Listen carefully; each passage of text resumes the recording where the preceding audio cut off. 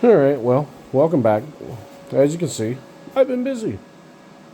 And, well, that's because last I left this project, this is the blade project, I still didn't have a full plan. So, here we are. And this is what I've come up with today. Put this plate back here to give myself a nice vertical, easy to mount location. And I put the pipe on there as my pivot point. And I welded it in, and I'm like, there's a lot of force on that spot. So I added these, welded them in there, just tacked on these sides. So I'm going to finish welding those in. And then I've got these.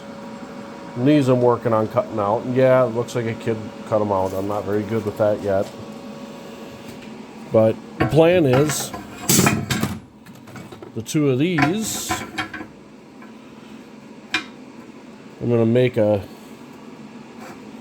actually I have, this is going to go here to give those a smooth spot to turn.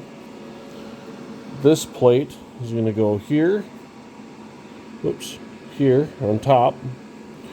This one will go onto this pipe, and then off of here, just as an illustration, you can see my plan there. I'll come off and then build a frame with this stick here. So that is my plan. And I have a hard time hitting record and then making you guys like watch it. It's kind of boring. That, and I have not invested in like a tripod for my phone yet. Something I probably need to do, figure out, kind of selfie stick or something that I can prop it up so I could put it in a time lapse or something for you. But yeah, that's my plan. I'll come back and add more to this and kind of show you my progress as things go along. But there we are. Now you can see my plan of attack. Hopefully it all makes sense, and when it's all done, it actually works the way I planned. I'm sure it will. If it doesn't, the fun thing about this is I can cut it apart and make it work. Try again. So I will be back. And oh, by the way, new plas, and cut a few holes, plunged these. I got to plunge one more there. Missed that one somehow. And then I'll cut that plate out. Do the same thing with that one. And away we go. If I had any patience, I do know a guy with a CNC plasma, and I could have just brought these to him, and just like this, and he would have programmed it in, cut it out, and bing, bang, boom, done. But I didn't have the patience for that, so I'm doing it by hand. My plan is, it's just for a blade, right? Drop that pin. These aren't even big enough actually, so I'll clean them up. But I'll drop that pin through to lock it in place. And that should sit somewhere down here, kind of like that. So as I move along, I'll take some more videos and talk my way through and show you guys if I run into a problem, what I ran into, what I would change if I would change. But so far, that's my brainchild. I'm gonna obviously clean that up. This is just a scrap piece I had laying around, but it fits in here real nice, and it gives this a nice surface to turn on.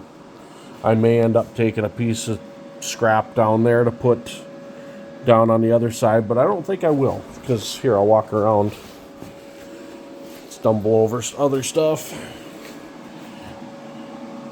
I think that once that's welded in, maybe I will. We'll see. Maybe I'll cut something else out to fit that. I don't know. We'll see. When I get to that point, I'll see what kind of thought process I have. It looked good from the other side, but now that I get over here, I think that's gonna need to have something else, because I want these to have a nice flat surface so that it doesn't cant this thing when I have it under stress, so to speak. So, because this is going to be welded to the piece that comes off the back of the tractor. And yes, there's a weight bracket I built. Was over talking to my neighbor, and we were talking about, he's got a pond back there, and we're standing at the edge of the pond talking and found these weights laying at the edge of the pond. He's like, I don't want them. So here we go. I threw this together real quick just to have some weight. I did a tube, basically the same tube I'm using there. And I just used a piece of square there. This. And then down here, I used this, and then I TIG welded a washer with a nut. And then I put, you can see here, TIG welded the washer, and then I welded the nut to the washer, just to put so that these can't slide off. So this is a bolt, threads into the nut. Super simple. And I don't know what that tube weighs, but it's not light. And I got 135 pounds of 45s on there. And then there's a 10 over there. You can see there. I'm going to guess I got probably, 250 pounds hanging there. It's pretty stout, pretty heavy. Maybe more than that. It might be 300. But either way, I've got some extra ballast. We'll see how it helps when we actually get some snow. If I need more, I'll just put some kind of a framing down in there and fill it with rocks. So, kind of my Mad Max ideas. Ignore that ugly weld. I was playing with settings. Not all my welds are pretty, but some of them aren't so bad. Amateur welder on an open course, so to speak. Definitely not a professional. I don't do this for a living. If I did, I'd probably do things a whole lot differently. So that's kind of the fun of this. I'm using scrap parts, scrap steel, scrap stuff for the most part to make my projects, just leftover pieces. So anyway, I'm going to get back to welding, and I'll let you guys tune in as you get the chance. But yeah, this has been my Yes welder and Plaz. I got the 205 DS and the Cut 55. They do a good job. They're working good for me.